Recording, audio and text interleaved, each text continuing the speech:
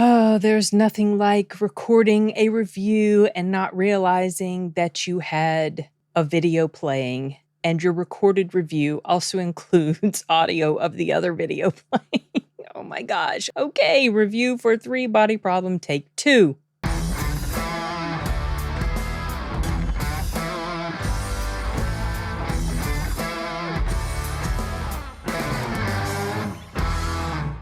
All right, maybe this will convince me to be a little bit more succinct on the second go around. 3 Body Problem is a Netflix series that came out back in March. And I remember talking about it a little bit with Chris Gore when I was in California visiting my brother. And he was telling me about the slow start that it has, but that really gets going after a bit. And that's quite true, but it didn't really get going for me until pretty close to the end of the story. That's not to say that I was bored with it, because I really wasn't bored with it, even though it did take me a couple months maybe or more to finish watching it. Part of that was just because it was a very slow progression in the story. Each episode is a bit lengthy, it's not super short, and there are several main characters involved in this story, so each one of them is given a good deal of time in each episode or throughout all of the episodes. The premise is basically, it's about this group of scientists, friends,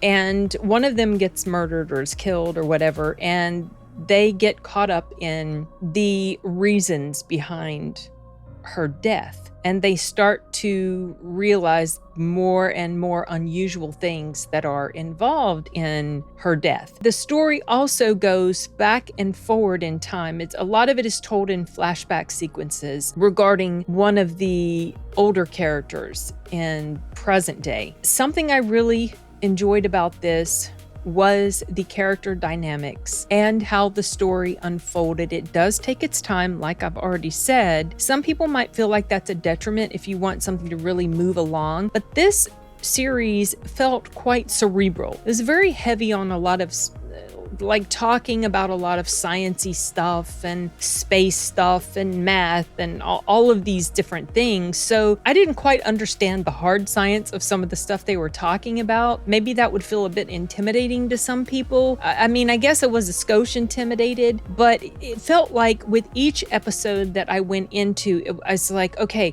I've got to gird my brain cells. I got to really be invested in paying attention to what's going on, because this is not something you could just let play in the background. You have to pay attention to what's going on. I had forgotten that the creators or the co-creators of Game of Thrones were involved in this. It was kind of interesting. Also, something that I didn't realize until towards the very end is that, or actually the very last episode, was that this release on Netflix, it's just like one part of the whole story. So there is not an actual full-on conclusion to the overarching story. That was a bit disappointing. It doesn't necessarily end on a huge cliffhanger, but the story's not fully resolved yet. This is apparently a remake or an English language adaptation of, I believe, a Chinese language version that has already come out, because this was based on a book, I think, written by a Chinese author. I might be completely wrong, but I know it's based on a book series. I thought the author was Chinese. I am very curious now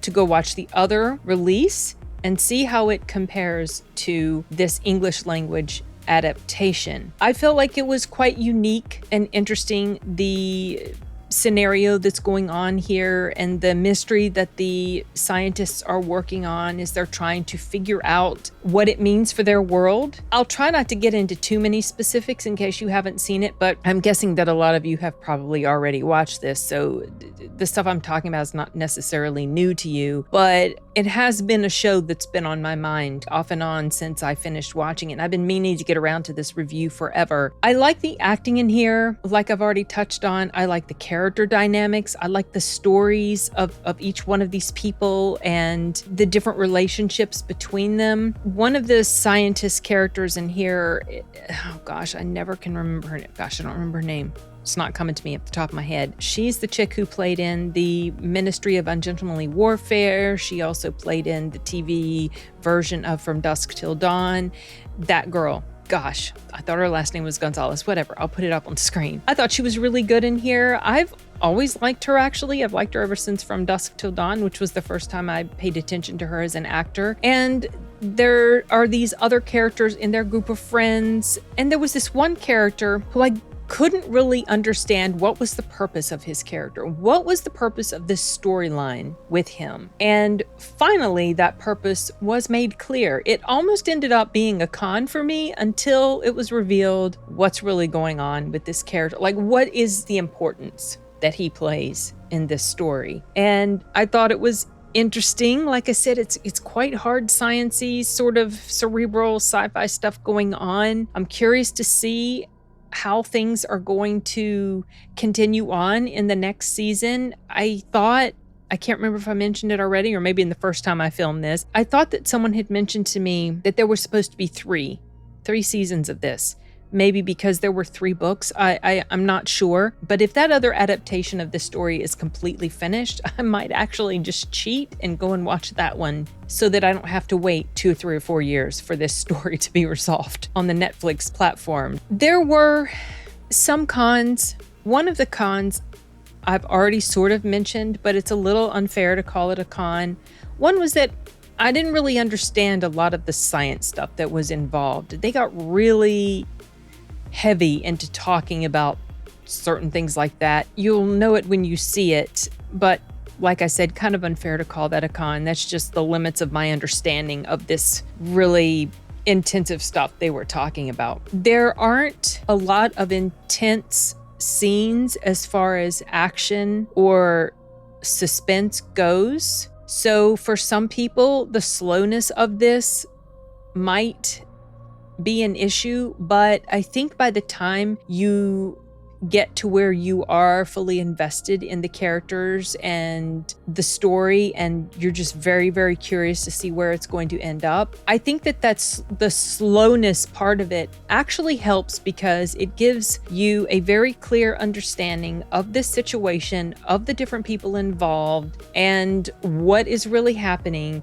And it really feels like there's so much story to tell. I mean, I can just imagine that the books were probably so much more in-depth and intense. I mean, I don't know. I haven't read the books, but the fact that this was stretched out into a multi-episode series probably did it more justice than trying to condense it all down into a movie length. Anyway, it was an interesting show, and I liked seeing the emotional toll that the situation that these characters were going through, the emotional toll that it was taking on them as they were trying to figure out how to solve this problem. And it's a very serious problem, it's a very scary problem. And I liked that we saw their journey emotionally, physically, mentally, all those different things that they went through while they were working on trying to figure out the situation. And then once they'd figured it out, trying to figure out how to combat the situation. That's probably about as specific as I'll get about the story, just in case you haven't seen it and you don't want any sort of spoilers. But I felt like this was something that was worth talking about if you haven't heard about it. If you like slow-paced sci-fi, cerebral sci-fi stuff that's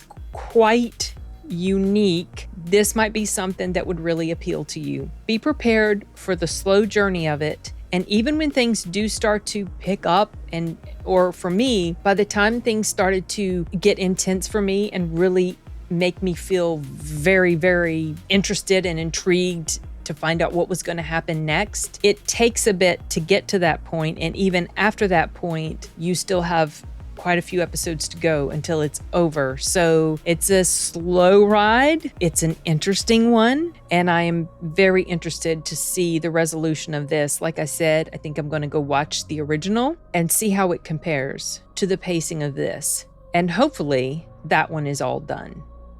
I'll let you know. I can't remember what platform it's on. I don't think it's on Netflix as well, but once I double check, I'll put that information in the video here so you guys can go check that out if you're interested. Because I have not read the books, I cannot compare these to the books, but if you guys have read the books and you've watched this show already, please let me know how it compares positively or negatively to the books. On very few occasions, a live-action adaptation of a book can be better. Most of the time, that's not the case, but I'm curious to know if that is the case for this, and or whether it's worth checking out the book series.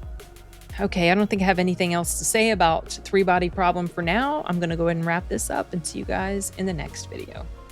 Later.